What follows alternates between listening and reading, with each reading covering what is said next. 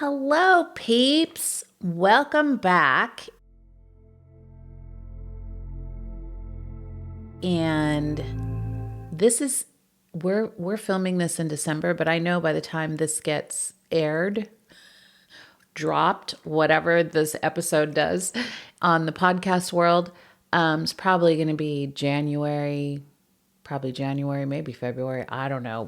We are like jamming these podcasts out because we are awaiting the birth of that beautiful baby from my project manager, editor, and podcast editor, and women of all trade, my daughter Dominique. So just thank you. It's a little shout out to her. I want to thank her for always being behind the scenes and helping out and inspiring me, because I have to tell you guys, after 100 episodes, I'm like, whew, can we still talk about this subject with mothers and daughters and like mental health and trauma work and story work and all these things? And there are times when I think, no, I don't have anything else left to say. And then, Dominique is the one that will come and say, Mom, yes, you do. Like, what about this? And she'll throw an idea out there and it's like, oh, yeah, that's a great topic. And so as long as I can still keep inspiring and learning, I'm still reading, I'm watching different movies. And today I got inspired by this woman's post on Threads. So if you haven't heard of Threads, it's kind of like a Facebook kind of thing. It's another social media outlet. I joined it, I think last year. I don't really post on it. It's just, there's too much social media, but I do like to read certain things on there. I really like to research things. We had this conversation at a Christmas party with some women, and it was the typical, I'm a Christian, I don't watch TV. I don't watch anything, gritty. And I'm like, I get it. But I do, one, because I'm not afraid of the gritty. I don't think it settles into my soul. I don't watch things that are like too gritty, but I like to watch things that have kind of a strong content, so that somewhere in there, there's always a good storyline. So only if there's a good storyline. If there's not, then I'm not going to watch it. And I do the same thing when I go on social media. I look for things that are a little gritty and a little hard, and sometimes things that other people don't understand, but I get it. And today was just that thing. So the topic of today is, what is your role as a stepmother? And this is so good because I have witnessed a good friend of mine for over 40 years do this really well. And also she could probably tell you the things that she didn't do well, that she would have done differently. But I just think this is a really good topic. And so it's like, what role do you play as a stepmother in the lives of those children that have not been born to you personally? Do you love them the same? Is there loyalty? These are honest questions that I want to discuss. And you have the ability to be an integral part of their lives if you are a stepmom, or you can become a haunted memory.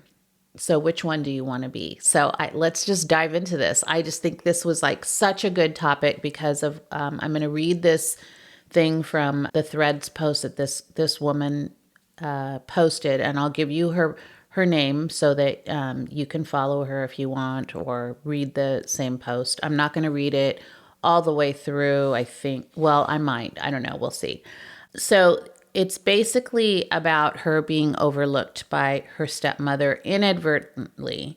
And I'm just going to go ahead and read it. So I'm going to tell you her name, or her handle is ascending the lower lower dash mama. Well, so she uses some cuss words in here. I'm not going to use those, but she said, I talked to my dad on Thanksgiving about if they needed any last minute items. He said wine, so I brought a couple of cases and brought it to the party. About halfway through the party, she, meaning her stepmother, began thanking everyone and made a really beautiful speech about how amazing her daughter was. And she is. And then it effing hit me. I won't get this with my own mom. I won't plan a party for her or celebrate her or hear how awesome I am from her own voice. I watched her daughter run and bring the cake, and they giggled. And I just sat there. Okay, it's all right. I recovered and danced with my cousins and daughters. It was great. When we left, my middle daughter goes, "Mom, we brought the wine and she didn't even thank you." It's okay when you're on the spot, you forget. I'm not upset. But I realized that she was bothered. Then my little girl said, "She didn't hang out with us. She hung out with everyone else, but she never danced with us, Mom." I heard and said, "Did that upset you?" "Yes," in her little girl voice that cracked. And then she cussed. And their emotions suddenly became mine, and I felt their pain too. It was a lot. I got back to our place and I cried the rest of the night. It just came uncontrollably. I couldn't stop them. For hours the tears fell, and I just mourning the experience I'll never get. I mourned the fact that my brother, who sat next to me, probably felt the same. I mourned that my kids felt slighted. I mourned the loss of their grandmother and experience with my mom. I don't want to feel this way. But I know I can't suppress it. I know I have to let it out and just sit with it. So if you read this and you made it this far, thank you for holding space for me. And if you've lost your mom too, I'm sorry. You aren't alone. Wow. So here's the thing. I don't think the stepmom was trying to be mean in any way. And she was, making a point of that. Like she loves her stepmom. She loves her family, all of them. It's just that her biological daughter there was more of a connection there. And I think the stepmom forgot that, hey, this is your daughter too, even though it's from, and I don't know, did these two people get married when those kids were older? Was this a newer marriage, or did they raise this girl? There's a lot of questions behind that we could dig into and kind of get into if we knew the whole story, more in depth. But it got me thinking about stepmoms, because if you are a stepmom, what are the things that you are or aren't doing to include this stepdaughter or stepson into your life as your own? And do you feel like they are a part of your family, or are they oh, they're his kids, these are our kids, and then maybe you have a child together, this is our child. It's I see that kind of split sometimes where it's his, hers, and ours. But really it should just be all encompassing. And I think that where this gets crazy is, if you think about it as a stepmother, you are actually the first mama mentor that this girl may ever have, especially if she has a mom that is absent or unattentive, or maybe passed away even. Maybe she's just not around anymore, and there's nothing that this girl can do to change that relationship. So she needs you. So what I'm saying is, as a stepmom, your role is probably more important even than just a bio mom, because you have to step in lightly, but you have to step in most importantly because you are the mama mentor for this child that is going to grow up to be a woman that is going to either feel welcomed and loved, or is always going to feel that there isn't a woman in this world that I can really trust. This is what I see a lot, is if our own moms aren't being our safe place and being something that we can cling to, we kind of grow up with a mistrust of other women. And honestly, other women do hurt us. And so you're well, there you go. There it is. I knew that was going to happen. And we kind of fall into this pit of that. As a stepmother, if you're someone who is a positive influence on them, they're going to grow up with a more positive feeling. Now, the thing that really got to me in this scenario was she wasn't saying anything about it. her body probably felt it. Her emotions were there. She saw what was happening. She was like, yeah, I brought 2 cases of wine that you asked me to bring, and I didn't even get a thank you. Like, she didn't need a big hoopla, but also, like, it was very important when I read, her daughter ran in and got a cake and they giggled. So it's like they have this private little conversation, this little symbiotic thing about them that is between the two of them, mother-daughter, that this stepdaughter will never feel from her own mother and is now not feeling from her stepmom. Again, not on purpose, I'm sure. I'm sure that this woman, it just, she loves her daughter, and her daughter probably came over early. Maybe the stepdaughter didn't really immerse herself into that. And so they didn't ask her. It was like an afterthought, like, oh, bring some wine. We're not asking you to do anything more, but maybe they should have, right? Are you including all the family into this celebration, or are you just asking your kids to help out, and then the rest of the kids can bring something and we'll be fine and it's all good? But then you sit and you praise this daughter for helping you when the stepdaughter's like, well, I would have if you had asked me. Now, on the flip side of that, could you have offered, hey, let me come over early, let me help out? Sure. It's more than just the dinner. It's as a whole, the family kind of felt that. She did what was asked of her, and so she felt like at least I was owed a thank you. Her kids felt like her girls, and this is important too, she had daughters. Her daughters are seeing, like, my mom is not being honored. My mom is not being placed in a role of importance at all at this table, and that crushed them. Now, 2 ways you could look at that. 1, yes, it's crushing. 2, how beautiful is that you have raised these girls that are attuned to saying, hey, something felt off here. Like, I'm not sure I liked how that was handled. That's beautiful, because her daughters are going to be more empathetic and more compassionate to those kind of situations when they become adults. And the way the mom handled it was beautiful. She didn't overreact. She didn't go like, oh, I know, I can't believe she didn't acknowledge me. She said, it's okay. It's okay. It wasn't okay, but she didn't go into a reactive kind of state to get then her daughters all riled up to then create like this huge argument or underlying animosity towards their grandmother and maybe the rest of the family. And so, it's something beautiful to look at in the middle of the mess, is to see that she is raising these girls to be aware, but also she's teaching them, like, we don't have to fly off the handle over every little slight that's being done to us, especially when maybe the stepmom wasn't even like thinking clearly about that. I think, when she's gushing, when the stepmom is gushing over this daughter, it can come across as being uncaring and cold, but I don't know that was really the role that she was trying to play.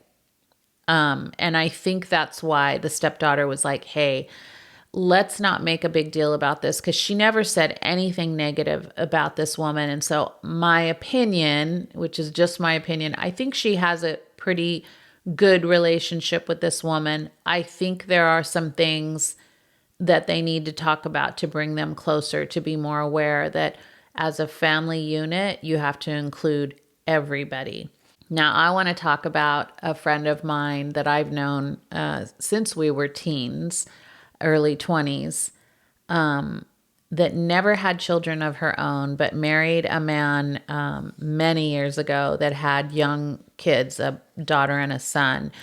And I watched her be one of the most loving stepmoms, and to this day, just watch her be their champion, be there when they were stressing out about the divorce and all the different things that were going on with their mom and their dad. And she never tried to take the place of their mom. She was always someone who, even in the hard, really tried to speak well of the mother or to get them to understand, because this mom was not available all the time and there was some issues there.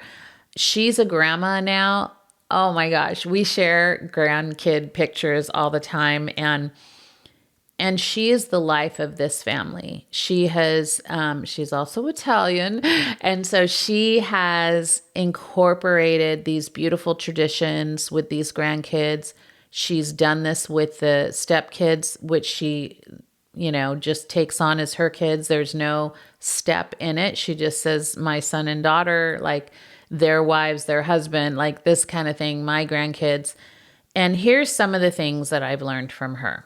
One of the things that she always did is you make sure that you try to maintain a relationship with the mom of these kids. If you can have a healthy relationship with her, then you will have a healthier, honest relationship with the kids. They will start to trust you. So if this isn't possible, and I know a lot of families, and I know in the beginning of this, there was some big issues. It was not possible but she kept trying. There was a lot of breaks, a lot of anger, a lot of jealousy, a lot of stuff. But she never gave up, and she was very careful about not bashing their mom, speaking ill will of her. She would say, hey, your mom's struggling through some things right now. Like, it's going to be okay. Very honest, open conversations. And I think the kids really felt safe around her. 2, be available for them, but don't always give them everything they want so that they'll like you. I think that's a huge mistake. You need to stand your ground, teach them right, and they will appreciate you in the long run. If you're trying to be their buddy, hey, I don't want to be your stepmom. I want to be your friend. I'm the cool mom. That's fun for a while, but they're not going to respect you in the long run. You have to even get to a place where they're going to be pissed at you. They're going to be angry. They may not even like you some years, but they will get past that because you're going to stand your ground and go, these are the rules in our house. And I love you, but you need to respect that. And I think that's really, really important. Include them in all things. It's not yours, mine, and ours. If you end up having a child with your husband, don't ignore the other kids that have come before you. This is a huge one because I see it's so important all the time when you marry someone else. It's like, we have to have a baby together. And I'm like, well, don't forget the kids that you already have. It's kind of like saying, it's almost like I remember I would go to take care of my mom and all she did was talk about my brother or my sister they weren't there, but it was like, well, where are they? What are they doing? Why didn't they come? Blah, blah, blah. And I'm like, I'm right here. You're ignoring me for the people that are ignoring you. This makes no sense. But I think that happens in step families too, is that, you get the new shiny thing, right? You get the new shiny baby, and then the other kids get pushed to the side. Don't do that. Include everybody into that family always. Keep the communication open, but never ever talk bad about the other parents, no matter what. I mean, they may be cuckoo crazy out of their minds, but that's not for you to discuss with the kids. I think one of the biggest things I learned being in a family that was really violent and just dysfunctional was there were words being said from both sides that should never have been said to me because I'm a kid and I'm not in the middle of your relationship. I don't need to hear these things. And I heard more than I ever needed to know.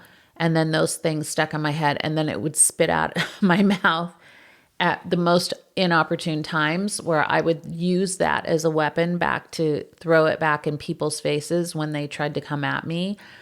I knew secrets about them because my mom had a big mouth, and that was not okay. I do regret saying some things in a courthouse, in front of people, with someone I didn't like that was involved with my mom. And, I wasn't old enough to really even understand or speak those things. But my mom had shared these personal, awful things with me. So don't involve your kids in the things that the adults are going through. Just, handle it yourself. Let them find a place of safety when they come in your house, and let them feel good when they come to visit or if they have to come live. Know that time will pass and you are in it for the long haul. As I have seen with my friend, she is an integral part of this growing family. She's teaching her grandchildren generational habits, like I told you, and traditions. And it's a beautiful thing to watch. And the joy on her face of, taking a picture and sending it to me, like, look what we're making today. And it's some Italian cookie or it's focaccia or something, just super Italian and really cool that we do those kind of traditions in our family too. It's so fun to watch her with this next generation being able to enjoy the fruits of the labor of the hard years that they went through. Because I'm not sugarcoating this, it was tough for her. There were things that I didn't know if they were going to make it through with some of these issues. And amazingly enough, like all parties came through. Everybody's good now. Everyone's in a good place. And they have their own things, but everyone's respectful. Let's say that. No one's perfect, but it's a respectful place right now. And everyone's kind of in a calm place because grandkids will do that to you. It's just kind of like looking at the cycle of life and going, hey, we get one more chance to do this again. Let's do it right. Hopefully. Above all else, know that you are a mama mentor to this daughter. And this daughter will love you and your ability to love her unconditionally. Don't look at her as a step anything. She is your daughter. If you marry into this family, same thing with if they have sons. That is your son. That is your daughter. Don't separate the two. It doesn't feel good to know that. This is what the woman in the article, I think, wanted people to know, is that even though she felt a bit slighted, I think she loves her stepmother. And every woman's role in a girl's life is important. So remember that. I hope you guys loved this episode. I think it was such a good thing to read that and understand that we come from all different kinds of family backgrounds, and step-parents are a very huge, important part of this. And we need to bond families, whatever they look like. Make sure that you are present, that you are a safe place, and that child feels loved by you. So until next time, guys, I will see you later. Bye.